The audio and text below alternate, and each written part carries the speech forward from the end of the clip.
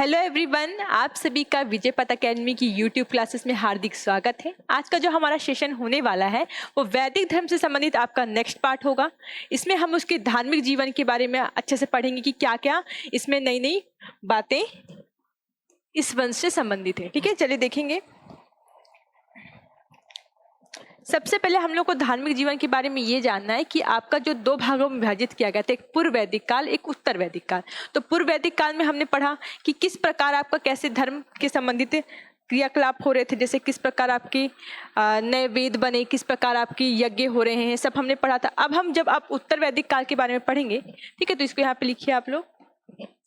धार्मिक जीवन किससे संबंधित है आपका?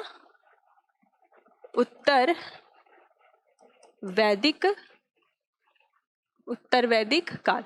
ठीक है, अब इस समय क्या होता है आपका? इस समय यज्ञ जो है, यज्ञ कर्म कांड विधि विधान बहुत ज्यादा प्रबल हो जाते हैं और कठोर हो जाते हैं। क्या हो जाते हैं? प्रबल होने के साथ साथ विधि विधान बहुत कठोर हो जाते हैं। लिखेंगे यज्ञ विधि विधान कठोर। ठीक है, हर राजा अपने लिए अच्छा यज्ञ करवाने के लिए क्या मच गई थी? सबके बीच होड़ मच गई थी कि हम इससे अच्छा यज्ञ कराएंगे, हम इससे अच्छा यज्ञ कराएंगे। इसलिए क्या हो रहा था, बहुत अधिक जो धन था वो यज्ञ में, आपके धर्म के कर्म कांडों में क्या होते, व्यय हो रहे थे। ठीक है, इसको याद रखेंगे आप लोग। फिर अगला आप याद रखिए कि आपका इस समय क्या होता है, आपके जो दो महत्वपूर्ण महाकाव्य, कौन से दो महत्वपूर्ण महाकाव्य? एक आपका क्या, रामायण, एक आपका महाभारत। एक आपका रामायण और एक आपका महाभारत। इसकी रचना भी कब होती है? इसकी रचना का जो युग कहा जाए तो वो भी आपका उत्तर वैदिक काल है। उत्तर वैदिक काल में आपका एक तो रामायण और एक आपका महाभारत, दोनों की ही रचना इसी समय में होगी। साथ ही साथ आपको याद रखना है वेद में कौन कौन से? सामवेद, यजुर्वेद और आपका अथर्ववेद। ठीक है, इन तीनों की रचना, ठीक है, क्योंकि पूर्व वैदिक काल में हमने देखा कि किसकी रचना हुई थी? ऋग्वेद की। लेकिन अन्य जो सामवेद, यजुर्वेद, अथर्ववेद, इन तीनों की रचना कब होगी आपकी? इन तीनों ही की रचना आपकी होगी आपके उत्तर वैदिक काल में। ठीक है, इतना समझे आप लोग। इस समय क्या होता है, विवाह के प्रकार देखेंगे हम लोग। अब इस काल में आपके 8 प्रकार की विवाह प्रचलित है। कितने प्रकार के? 8। उसमें से जो 4 है वो प्रशंसनीय है, लेकिन 4 जो है वो निंदनीय है। चलिए देखेंगे। ठीक है, सबसे पहले हम लोग देखते हैं आपका प्रशंसनीय विवाह। ठीक है, कौन कौन से हैं देखेंगे, लिखते चलेंगे। ठीक है, सबसे पहले कौन आएगा आपका? ब्रह्म, दूसरा देव, तीसरा आश और आपका चौथा प्रजापति। ठीक है, ये आपके 4 विवाह हो गए प्रशंसनीय। अब हम देखेंगे क्या? निंदनीय विवाह। ठीक है, कौन से विवाह देखेंगे हम लोग? निंदनीय विवाह देखेंगे। आपका यहां लिखिए निंदनीय विवाह।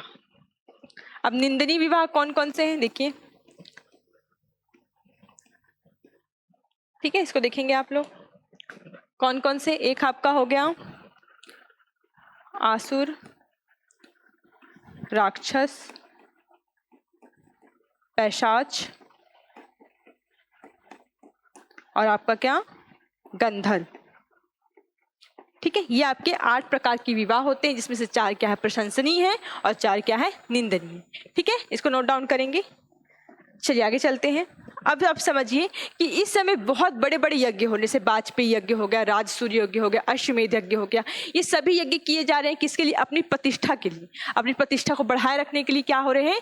ये यज्ञ लगातार राजाओं के बीच हो रहे हैं, जिससे क्या बहुत अधिक मात्रा में धन संपदा आपके धार्मिक कर्म कांडों में व्यय हो रही है। ठीक है, अगर हम देखें इस समय वेद की बात करें, सबसे पहले वेद कितने प्रकार के वेद हुए? 4 प्रकार के वेद हुए। कौन कौन से लिखेंगे एक बार नाम आप लोग। सबसे पहले लिखिए आप लोग ऋग्वेद, फिर आपका सामवेद, ठीक है, क्या होगा? सामवेद होगा, फिर आपका यजुर्वेद और आपका अथर्ववेद। अथर्ववेद। देखिए वेद की डिटेलिंग क्लास एक हो चुकी है, उसमें जाके आप वेद क्या हैं, कैसे हैं, कितने प्रकार के हैं, उसमें आप देख सकते हैं। यहाँ मैं बस की पॉइंट बता रही हूँ, ठीक है, उसको आप कवर करिएगा उस वीडियो से। अब अगर हम देखें, ये तो हो गए आपके 4 वेद। अब हमको देखना है ब्राह्मण ग्रंथ क्या है। ठीक है, अब हम समझेंगे ब्राह्मण ग्रंथ क्या है। देखिए, जो वेद में लिखी गई कथानक कहानियां हैं या जो कुछ भी वर्णन है, उसका ब्राह्मण ग्रंथ में क्या किया गया है? पद गद्य रूप में उसका क्या किया गया? वर्णन किया गया। बस इतना दिमाग में रखना है आप लोगों को, ठीक है। ब्राह्मण में क्या किया गया है? ब्राह्मण ग्रंथों में आपके जो ब्राह्मण ग्रंथ हैं, ठीक है, क्या है आपके जो ब्राह्मण ग्रंथ हैं, इसमें क्या चीज का उल्लेख किया गया है? आपके वेदों का गद्य रूप में उल्लेख किया गया है, ठीक है। और आप देखेंगे कि हर एक वेद का अपना खुद का 1 या 2 ब्राह्मण ग्रंथ है, ठीक है। तो अभी मैं लिख रही हूँ, उसको आप लोग नोट डाउन करिएगा, ठीक है। चलिए लिखिए, सबसे पहले आपका ऋग्वेद से स्टार्ट करेंगे हम लोग। ऋग्वेद, उसके बाद क्या? सामवेद, यजुर्वेद और आपका अथर्ववेद। इधर लिख लेंगे अथर्ववेद, ठीक है। उसको समझते चलिएगा ध्यान से। देखिए ऋग्वेद का क्या है? ऐत्रेय और आपका कौशिकी, ठीक है, ऐत्रेय और कौशिकी, ठीक है, कौशिकी है, ठीक है। इतना समझ आया आप लोगों को? अगला अगर हम सामवेद का देखें तो पंचविश और आपका षड्विश, ठीक है। पंचविश और षड्विश याद रहेगा, ठीक, ठीक है, इतना याद हुआ, ठीक। इसके बाद अगर यजुर्वेद का देखें तो आप शतपथ और आपका तैत्तरीय, शतपथ और तैत्तरीय, ठीक है, इतना हुआ। इसके बाद अगर अथर्ववेद का देखें तो क्या होगा आपका? गोपद, गोपद, ठीक है। तो ये सब क्या हो गए? आपके ब्राह्मण ग्रंथ हो गए, जो आपके वेद के ही क्या है? आश्रित हैं, ठीक है। अब अगला देखते हैं हम लोग, इसको नोट डाउन करिए, इसका स्क्रीनशॉट ले लेंगे आप लोग। चलिए आगे देखें। ये तो हो गई वेद और ब्राह्मण की बात। अब हमको बात करनी है आरण्यक की, ठीक है। आरण्य का मतलब क्या होता है? जंगल, ठीक है।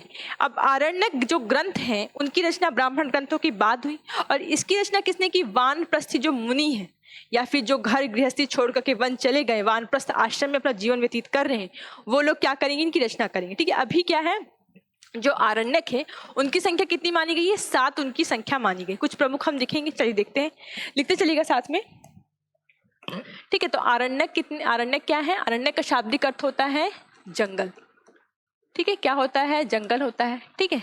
इसकी रचना किसने की है? इसकी रचना वानप्रस्थ मुनियों, वानप्रस्थ मुनियों द्वारा की गई है, ठीक है। द्वारा क्या की गई है? की गई है। क्लियर रहेगा आप लोगों को? इसकी रचना वानप्रस्थ मुनियों के द्वारा की गई है। इनकी संख्या कितनी बताई गई है? इनकी संख्या 7 है। कितनी है? इनकी संख्या 7 है, ठीक है। इनकी संख्या 7 है। इसमें किसका उल्लेख है? इसमें उल्लेख है उनके पूरे जीवन का उल्लेख मिलता है कि एक व्यक्ति अपने पूरे जीवन में कैसे कर्म करता है, क्या उस सब का पूरा उल्लेख है। और इसमें इसको क्या कहा गया है? आरण्यक, ठीक है। आरण्यक अर्थात जंगल या वन में रची गई रचना, में रची गई रचना। इसमें आपका मुख्य याद कर लीजिए, एक ऐत्रेय ले लीजिए, ऐत्रेय, शाखायन, ठीक है। ऐत्रेय शाखायन हो गया आपका बृहदारण्यक,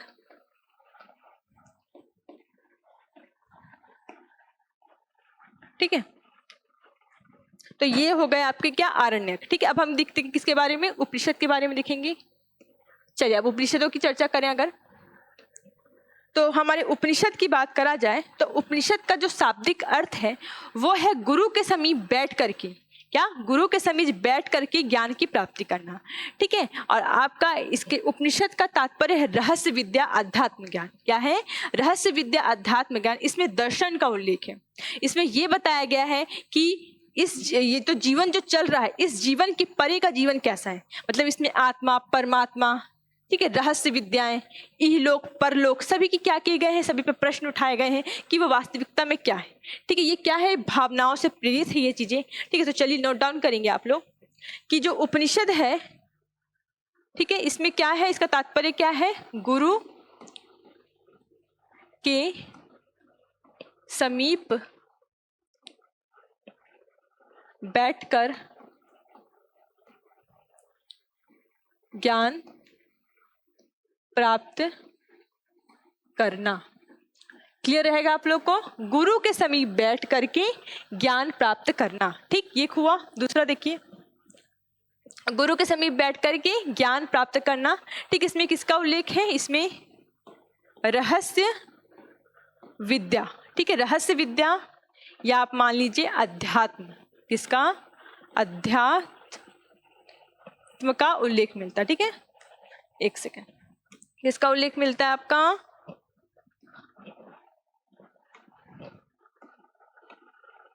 अध्यात्म का उल्लेख मिलता है, ठीक है। बहुत ध्यान समझिएगा, ये बहुत इंपॉर्टेंट है। इंसान अधिकतर इसी टॉपिक्स में उलझता है, ठीक है। उपनिषद के बारे में याद रखिए कि क्या है? ये गुरु के समीप बैठ करके ज्ञान प्राप्त करना, ठीक है। उपनिषद का अर्थ क्या है? एक रहस्य विद्या, एक दर्शन, ठीक है। इनकी संख्या कितनी बताई गई है? इनकी संख्या आपकी 108 बताई गई, ठीक है। कितनी बताई गई? 108 बताई गई। लेकिन अगर कहा जाए प्रमाणिक तौर पर तो आपके मात्र 12 ही प्रमाणिक है। कितने प्रमाणिक है? प्रमाणिक कितने प्रमाणिक है? 8 प्रमाणिक है, ठीक है। याद रहेगा आप लोगों को, 8 उपनिषद जो है आपके, वो आपके प्रमाणिक माने जाएंगे। क्लियर? ठीक। अब इसमें कौन कौन से उपनिषद है, जैसे कि आप याद रखिए, ईश, केन, कठ, प्रश्न, मुंडको, मांडुक्यो, सब क्या है? उपनिषद ही है, ठीक है। चलिए लिखेंगे, कुछ नाम लिख लीजिए। सॉरी 8 बोल रही हूँ, 12, ठीक है। इसको इरेज करेंगे, 8 नहीं 12 है, ठीक है। कितने हैं? 12 हैं। 12 प्रमाणिक है। कौन कौन से लिखेंगे? चलिए साथ में, आपका ईश, केन, प्रश्न, ठीक है, मुंडको, इस प्रकार आपका मैं कुछ बताए, ईश, केन, प्रश्न, ठीक है, मुंडको, मांडुक्यो, ये सभी क्या है आपकी? ये सभी आपके क्या बता रहे हैं? ये सभी आपका दर्शा रहे हैं आपके उपनिषद को, ठीक है। इसमें उल्लेख क्या चीज का है? चलिए लिखेंगे। इसमें उल्लेख है आपका इहलोक, परलोक, आत्मा, परमात्मा, ठीक है। इहलोक, परलोक, आत्मा, परमात्मा, रहस्य विद्या, रहस्य विद्या, इन सभी का उल्लेख आपको कहीं मिलेगा तो वो आपके उपनिषदों में प्राप्त होगा। क्लियर है यहाँ तक? चलिए अब इसके आगे समझते चलेंगे। यहाँ तक हमारा कंप्लीट हो गया आरण्यक, उपनिषद। अब हमको देखना है उपवेद। सबसे मतलब ये सब टॉपिक्स के आपका उपवेद हो गया, उपनिषद हो गया। इसमें आप कंफ्यूज होंगे वर्ड को, तो वर्ड को बहुत ध्यान से, ब्राह्मण ग्रंथ, ठीक है। ब्राह्मण ग्रंथ समझ गए आप लोग, क्या है? वेदों को गद्य रूप में बताया गया। उपनिषद समझे, उपनिषद में क्या है? उपनिषद में डिटेल में बताया गया है रहस्य विद्या के बारे में, ठीक है। और अगर हम बात करें उपवेद की, तो उपवेद देखते हैं। उपवेद जो है, इसमें क्या किया गया है? ये वेद के ही आश्रित है, ठीक है, वेद के ही आश्रित है, ठीक है। मतलब कहा जाए तो इनका उद्भव किससे हुआ है? इनका उद्भव ही वेदों से हुआ है, ठीक है। उपवेद किससे निकले हैं? वेदों से ही आश्रित है और उनसे ही क्या हुए हैं? उनका निर्माण हुआ है, ठीक है। तो चलिए देखेंगे कौन कौन से हमारे उपवेद हैं, ठीक है। सबसे पहले अगर हम देखें तो हमारा है धनुर्वेद। क्या है आपका? धनुर्वेद। अब ये धनुर्वेद किस पे आश्रित है? ये धनुर्वेद आपका आश्रित है किस पे? आपके यजुर्वेद पे। किस पे आश्रित है? आपका यजुर्वेद पे, ठीक है। अब इसमें क्या वर्णन मिलता है? इसमें आपको वर्णन मिलेगा युद्ध सामग्री, किस प्रकार कौन सा युद्ध हुआ, इसका विस्तार से उल्लेख किसमें मिलेगा आपको? आपके धनुर्वेद में। ठीक है, और ये किससे बना हुआ है? ये यजुर्वेद से ही निकाला गया है। ठीक है, किसका वर्णन है इसमें? युद्ध का उल्लेख है। ठीक है, युद्ध वर्णन, कीवर्ड याद रखिए, युद्ध वर्णन का उल्लेख किसमें आपको मिलेगा? युद्ध सामग्री, अस्त्र शस्त्र सभी का उल्लेख। ठीक है, अगला अगर हम देखें तो पहला हो गया आपका धनुर्वेद। ठीक है, अगला देखें, चलिए अगला देखते हैं। अगला है हमारा गंधर्व वेद। क्या आपका? गंधर्व, या रखिए आज को, क्या आपका? गंधर्व वेद, या इसी को कहते हैं हम लोग संगीत वेद। क्या बोलते हैं? संगीत वेद। ठीक है, इसमें किस पे आश्रित होगा? तो इसको तो आप बहुत सरलता से बता देंगे, ये आपका आश्रित है आपके सामवेद पे। क्या है? सामवेद पे है। इसको भरत मुनि ने क्या किया था? भरत मुनि ने इसका निर्माण किया था। ठीक है, किसने किया था? भरत मुनि द्वारा निर्माण किया गया, और ये सामवेद पे आश्रित है। और इसमें किसी आपके संगीतों के स्वर जितने भी हैं संगीत में, उसका उल्लेख किया गया। यज्ञ के मंत्रों किस प्रकार उच्चारण करना है, उस चीज का भी उल्लेख आपको इसमें प्राप्त होगा। ठीक है, अगला देखिए। ठीक है, तो अगला लिखिए, तीसरा नंबर। तीसरा है आपका आयुर्वेद। क्या है आपका? आयुर्वेद। अब ये आयुर्वेद किससे निकाला गया है? ठीक है, तो आयुर्वेद आपका निकाला गया है आपके ऋग्वेद से। ठीक है, किससे? ऋग्वेद से आपका आयुर्वेद निकला है। ठीक है, इसमें क्या वर्णन है? इसमें औषधि विज्ञान का किस प्रकार प्रयोग करना है, इस सब का आपको विस्तार से उल्लेख मिलेगा। अगला है आपका स्थापत्य। अगला क्या है आप लोग का? अगला है चौथा नंबर आपका स्थापत्य। ठीक है, ये अगला आपका क्या है? अगला आपका उपवेद है। ठीक है, इसमें ये किस पे आश्रित होगा? तो हमारा अंतिम बचा हुआ अथर्ववेद। किस पे? अथर्ववेद। तो इसको अच्छी तरीके से याद रखिए, चीजों को, ये बहुत इंपॉर्टेंट है, मैं रिपीट कर रही हूँ। देखिए, आपका अगर धनुर्वेद की बात करें, धनुर्वेद किस पे आश्रित है? यजुर्वेद पे आश्रित है। अगर गंधर्व वेद की बात करें, या इसी को हम संगीत वेद भी कहते हैं, तो ये आपका सामवेद पे आश्रित है। आयुर्वेद की बात करें तो ये ऋग्वेद पे, और स्थापत्य की बात करें तो अथर्ववेद पर आपका आश्रित माना जाता है। ठीक है, चलिए अगला देखें। चलिए अगला अब बात करते हैं हम पुराण की। किसकी बात करेंगे? पुराण की। तो पुराण क्या है? सृष्टि के निर्माण से लेकर उसके अंत तक की जितनी भी कथाएं हैं उसका काल्पनिक वर्णन है। ठीक है, क्या है आपका? काल्पनिक वर्णन है। पुराण कितने? 18 पुराणों का वर्णन किया गया है। इसमें जितने भी पुराण हैं उसमें से ये बताया गया, हर पुराण में ये उल्लेख मिलता है कि जीवन की उत्पत्ति इसी पुराण से हुई और अंत भी क्या होगा? इसी पुराण के माध्यम से होगा। ठीक है, तो चलिए देखेंगे पुराण के बारे में। लिखेंगे आप लोग सृष्टि के निर्माण से लेकर, ठीक है, सृष्टि के निर्माण से लेकर अंत तक। ठीक है, कब तक? अंत तक की घटनाओं का काल्पनिक विवरण, घटनाओं का काल्पनिक विवरण। ठीक है, काल्पनिक विवरण। ठीक है, इनकी कोई ठोस प्रमाण नहीं है, सब क्या है? एक कल्पना है, एक दंत कथाएं, समझ के चलिए। ठीक है, सब क्या है? कल्पना। इनकी संख्या कितनी मानी गई है? इनकी संख्या 18 मानी गई है। कितनी मानी गई है? 18 मानी गई है। ठीक, कुछ मुख्य आप लोग याद रखिए, जैसे आपको और चीजें याद है। जैसे आपका ब्रह्म पुराण हो गया, ब्रह्म पुराण, भागवत पुराण, ठीक है, आपका गरुड़ पुराण हो गया। ठीक है, आपका मत्स्य पुराण सबसे पुराना, तो आपका क्या है? सबसे प्राचीन मत्स्य पुराण को माना जाता है। ठीक है, और इस तरफ आपके क्या बहुत सारे पुराण है, 18 पुराण है टोटल, बस आपको नाम याद रखना है। ठीक है, चले आगे। चलिए अब आपको देखना है उपपुराण के बारे में। ठीक है, अब देखिए जन सामान्य में पुराण इतने ज्यादा प्रसिद्ध हो गए थे क्योंकि कहानियां थी। कहानियां क्या सबको ही रोचक लगती हैं, है ना? जैसे शिव पुराण, अग्नि पुराण, जितने भी पुराण हैं सबकी जो कहानियां हैं वो बहुत ही क्या है? अच्छी हैं। इसको सुन के क्या हो गया? जो उस समय के लोग थे वो बहुत प्रभावित हुए। तो क्या हुआ कि उपपुराण वैसी एक प्रकार की शैली थी, उसका विकास होता है। ठीक है, तो उपपुराण क्या है? आपकी पुराण पे ही आश्रित है और पुराण से ही बनी हुई है एक नवीन शैली। इनकी संख्या 19 है। ठीक है, उपपुराण क्या है? पुराण पर ही आश्रित ठीक है, पुराण पर ही आश्रित है। और इनकी संख्या कितनी है? इनकी संख्या 19 है। इनकी संख्या कितनी है? इनकी संख्या 19 है। अब ये कौन कौन से हैं बताइए? अगर कहा जाए तो कौन कौन से विषय पे आधारित है? तो इसका है सर्ग, प्रतिसर्ग, मनवंतर, वंश, वंशानुचरित। ठीक है, कौन कौन से? सर्ग, प्रतिसर्ग, सर्ग, प्रतिसर्ग, मनवंतर, सर्ग, प्रतिसर्ग, मनवंतर, वंश, वंशानुचरित। ठीक है, चरित। ठीक है, तो आप इस प्रकार देख सकते हैं ये आपके 5 विषय हैं। ठीक है, उपपुराण की ये 5 विषय हैं जिन पर आपका पूरा उपपुराण क्या है? आधारित है। ठीक है, ये क्या है? 5 विषय हैं, 5 विषय जिस पर उपपुराण क्या है? पूरी तरह आश्रित है। उपपुराण आश्रित है। ठीक है, क्या है? आश्रित है।